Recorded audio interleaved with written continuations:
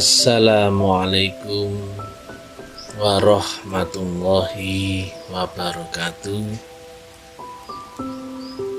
Kita panjatkan puji syukur yang setinggi-tingginya kehadirat Allah Subhanahu wa Ta'ala. Kita sekalian berizki, terpanggil untuk bisa bersama-sama melaksanakan zikir ala kadarnya. Mudah-mudahan yang kita kerjakan ini senantiasa mendapatkan ridhonya, kasih sayangnya. Dan seperti biasa,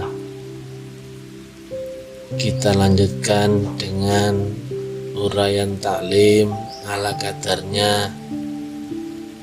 Mudah-mudahan kita sama-sama belajar dalam rangka meningkatkan iman dan takwa kita. Sebagaimana pernah kami sampaikan, bahwasanya metodologi agama yang turun kepada para nabi dan rasul yang baku adalah lewat proses yang sama, yaitu yang pertama adalah penanaman nur, yaitu nur iman dan nur kitab, yang dirupakan sebuah metodologi zikrullah yang berupa zikir atau semedi. Kemudian selanjutnya adalah berupa tapa brata atau khalwat. Kemudian yang berikutnya adalah berjuang membawa misi ketuhanan, yang itu ternyata sebagai satu rangkaian yang tidak bisa lepas satu dengan yang lain. Artinya satu paket. Mulai Nabi Ibrahim, Nabi Nuh, Nabi Musa, Nabi Isa, Nabi Muhammad, ternyata ya semuanya ya prosesnya sama, itu juga. Nah, pada kesempatan ini kita coba mengurai tentang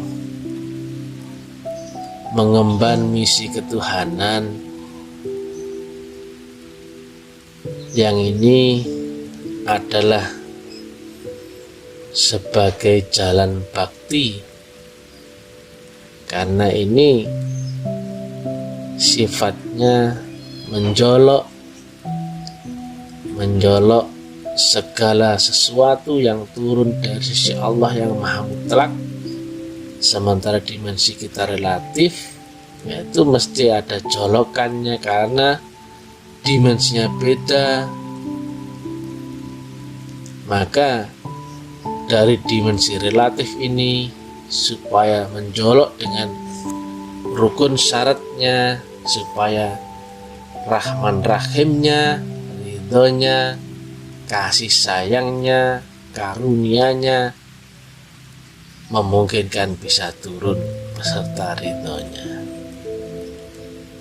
Karena sifatnya top down dan bukan bottom up, maka mesti dicolok karena dimensinya beda. Kalau kita melihat dari sudut pandang fisika,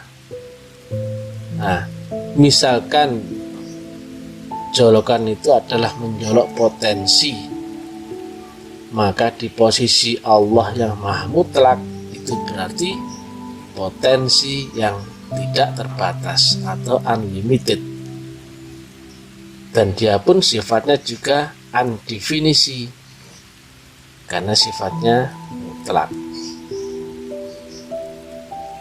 Sedangkan makom kita makom relatif, makom terbatas. Ibarat di garis linear ya ada di level A, B, C, D, ada yang 1%, 2%, 3%, nah seperti itu. Posisi manusia ya relatif. Nah, sedangkan hubungannya dengan menang dunia dan menang akhirat, apa-apa yang kita hadapi itu pun sebetulnya energi juga. Ada energi masalah, ada energi ujian, ada energi segala macam, ternyata berupa energi.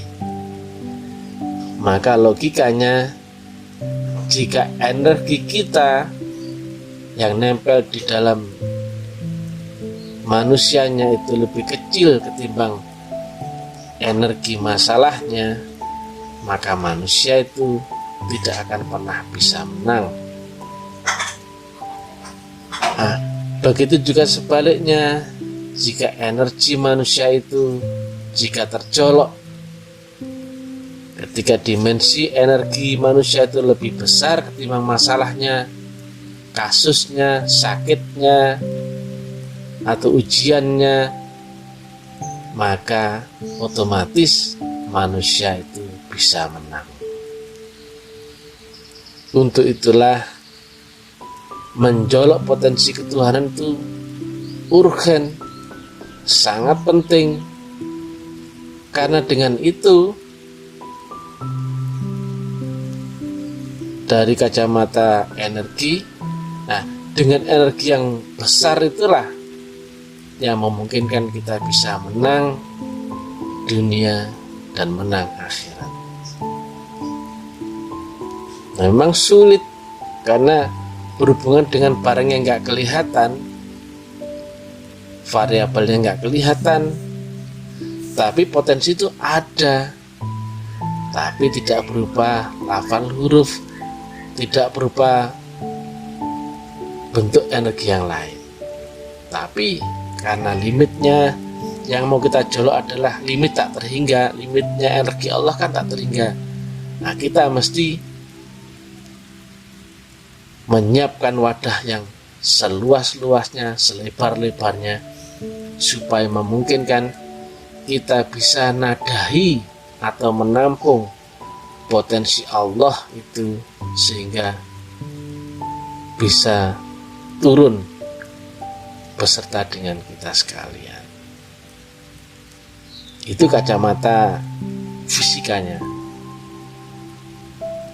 Tetapi kalau bentuk kajian dalil ya beserta izin dan ridhonya, tetap memutlakan itu. Jadi logikanya, kalau misalkan daya listrik yang 450 watt ya paling hanya bisa menyalakan lampu. Untuk nyalakan AC nggak kuat, atau microwave ya nggak kuat. Tapi ketika di-upgrade dayanya listrik itu, misalkan menjadi 6.000 watt, maka listrik itu, energi itu bisa ditembakkan atau digunakan kepada urusan yang lain. Misalkan untuk menyalakan AC, microwave, kemudian menyalakan kompresor, kulkas dan sebagainya. Itu memungkinkan bisa. Nah, pandangan-pandangan logika ilmiahnya ya penting kita urai, karena akan mengarahkan hukum pastinya Allah. Logika ini kan, akal itu kan kalau dicerahin nur, maka akan menuntun pada jalan menuju Allah. Jadi nggak bisa dipisahkan antara dalil agama yang berupa Quran hadis dan juga dalil hukum eksakta. Seperti itu. Karena jika ilmu agama itu mutlak, itu pasti bisa dipertanggungjawabkan, baik Quran, hadis, logika, hukum eksakta dan juga sunatullah alam semesta. Nah, jolokan itu ibaratkan menjolok buah. Nah, dia itu ada di alam yang maha tinggi. Nah, rukun syaratnya turun kalau dijolok. Kan itu ada di ayatnya, berzikirlah engkau akan daku, maka niscaya aku akan berzikir akan engkau.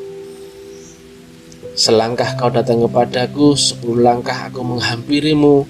Berjalan kau datang kepadaku, berlari aku menyambutmu. Seperti itu. Asal dicolok, maka variabel-variabel yang dari Allah itu memungkinkan bisa turun.